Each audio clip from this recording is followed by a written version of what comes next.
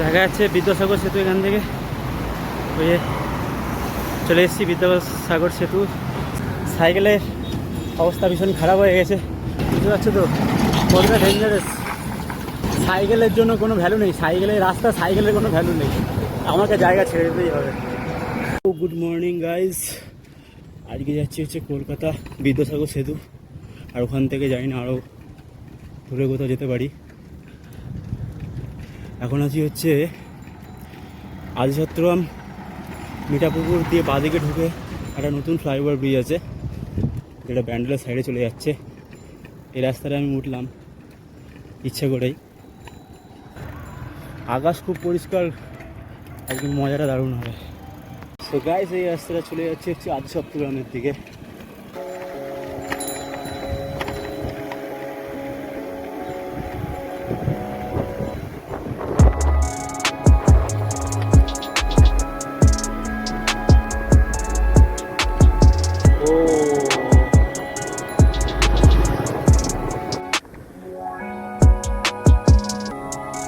আদিসপ্তগ্রামের দিকে চলে এসেছি। আমি যখনই কোনো একটু দূরে একটু জার্নি করি, আমাকে আদিসপ্তগ্রাম থেকেই দিল্লি রোডে উঠতে হয়, কারণ আমার এখান থেকে যেতেই ভালো লাগে।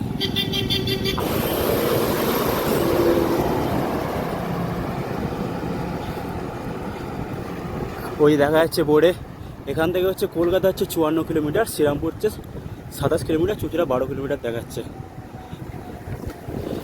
সো আমাকে এখন 54 কিলোমিটার যেতে লাগবে। 63 কিলোমিটার, 63 কিলোমিটারের রাস্তা এখান থেকে বিদ্যাসাগর সেতু। আর বিদ্যাসাগর সেতুতে আজকে আমি রাইড করব, কারণ আমি অনেক কদিন ধরে আমি ভিডিওতে দেখছিলাম, আর আগে কোনোদিন আমি বিদ্যাসাগর সেতুর ওপর দিয়ে কোনোদিনও যাওয়া আসা করিনি। কলকাতায় এতবার গেছি, আর আজকে প্রথমবার যাব। সো গাইস, এখন আছে হচ্ছে একটা পেট্রোল পাম্পে। এই যে পেট্রোল পাম্পটা, রাস্তায় যেতে যেতে জল তেষ্টা পেয়ে গেলে পেট্রোল পাম্প আমাকে খুব সাহায্য করে। এখানে জল পেয়ে যাই, শুধু জল না, ঠান্ডা জলে পেয়ে যায়। এখান থেকে ঠান্ডা জল ভরে নেবো। এখান থেকে বিদ্যাসাগর সেতুর উপর দিয়ে আজকে রাইড করবো, বিদ্যাসাগর সেতুতে যাব। ওখান থেকে চেষ্টা করছি বিশ্ব বাংলা গেট হয়ে NH-12 হয়ে সেই কল্যাণী হয়ে বাড়িপুর একটা রাউন্ড, মানে দিল্লি রোড দিয়ে যাব। আর কল্যাণীর যে NH-12 আছে ব্যারাকপুর, তো ওখান থেকে ফিরবো। এরকম টোটালি একটা রাউন্ড হবে, ওই রাউন্ড করবো আজকে। একদম প্রায় অনেকটাই রাস্তা, 160-170 কিলোমিটার আমাকে আজকে রাইড করতে লাগবে। এটা একটা ভীষণ বড় চ্যালেঞ্জ। দিল্লি রোডের পাশে এরকম একটা গাছের তলা থেকে দাঁড়িয়ে গেছে, ওই জল চেষ্টা করছে, মাঝে জল খাওয়া দরকার।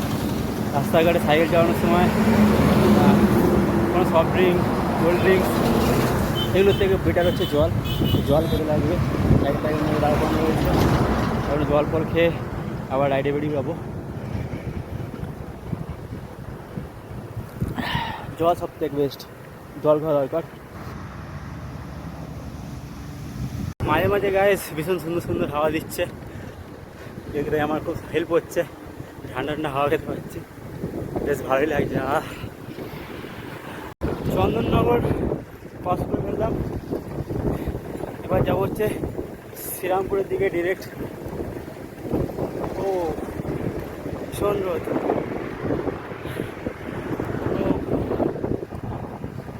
একদম রাস্তা ভীষণ পরিষ্কার, একদম কি সুন্দর লাগছে দেখো।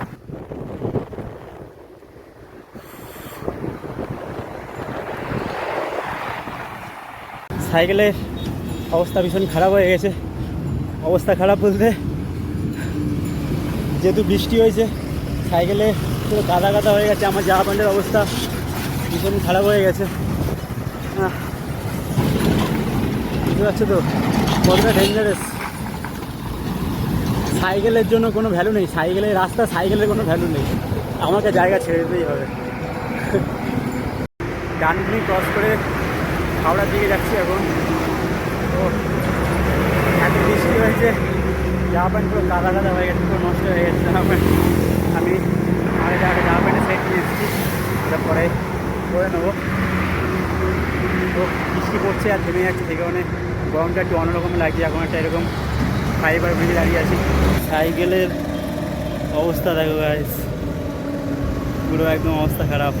এখানে একটা মার্কেট লাগাতে হবে ছোট্ট করে। Welcome to Kolkata. ইয়ে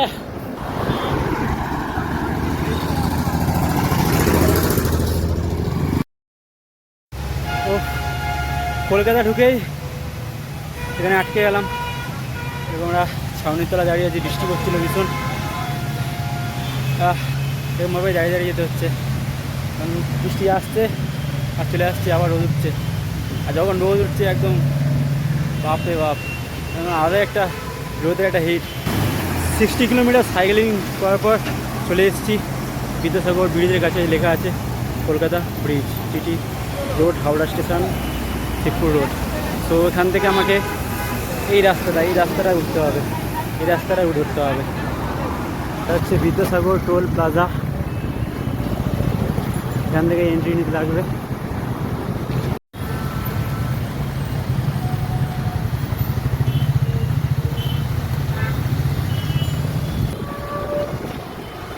ও টোল প্লাজা পার করলাম।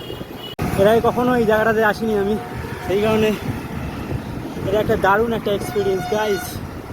এক্সপিরিয়েন্সটা এত ভালো কারণ সাইকেল নিয়ে এসেছি, বৃষ্টি আমাকে অনেক বাধা দিয়েছিল আজকে, কিন্তু হার মানেনি, চলে এসেছি হচ্ছে দ্বিতীয় হুগলি ব্রিজ।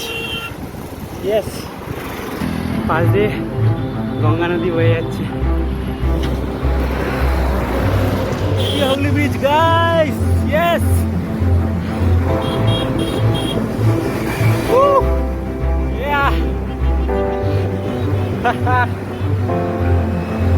এটা একটা অসাধারণ এক্সপিরিয়েন্স।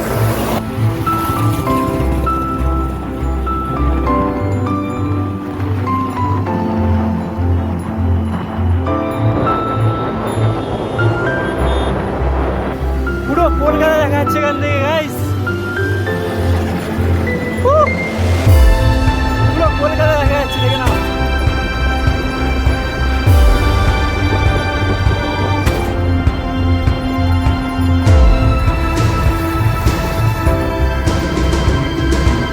ফাইনালি দ্বিতীয় হুগলি ব্রিজ পার করে ফেললাম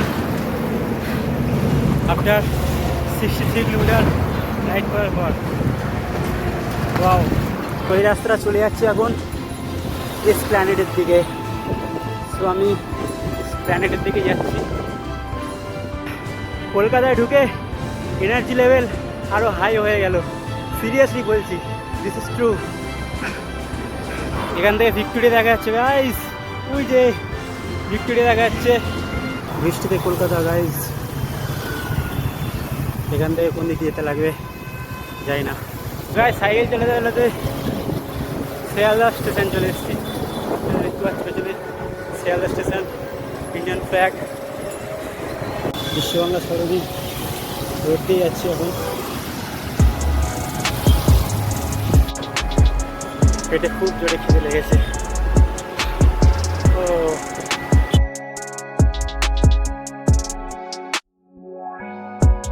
রাস্তাটা আমার অনেকটাই চেনা চেনা মনে হচ্ছে।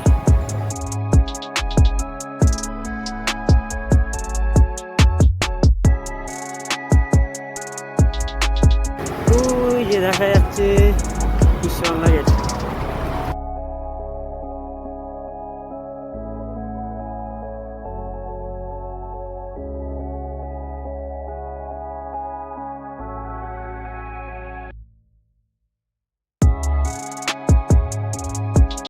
চলে এসেছি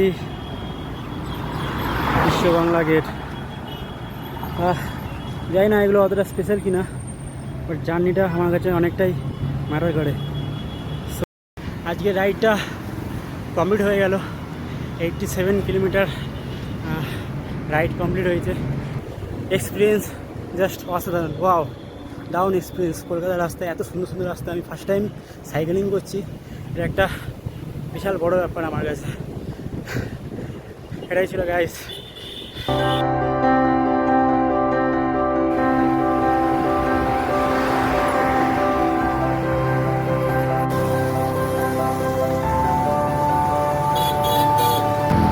বাড়ি ফেরার সময় যদি এরকম কিছু দেখতে পাই গাইস, তাহলে জাস্ট কিছু বলার নেই। ভিউ দেখো।